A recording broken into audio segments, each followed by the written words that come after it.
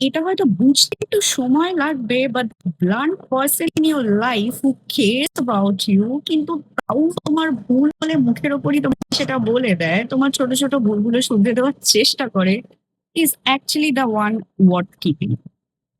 কারণ এই মানুষগুলোই আসলে তোমার ভালো চায়, just like your parents. I mean come on, let's just face the truth. এরাও কি জানে না যে তোমার ভুলটা যদি এরা সঙ্গে সঙ্গে ধরিয়ে দেয়, তুমিও উল্টে প্রতিবাদী করতে চাইবে প্রথম প্রথম? এরা তো জানে যে এদের সাথে একটু আধটু হয়তো খুটখাট হবে, ঝগড়া লাগবে। আই মিন, অপ্রিয় সত্যি কথা কারই বা ভালো লাগে, but they still do it.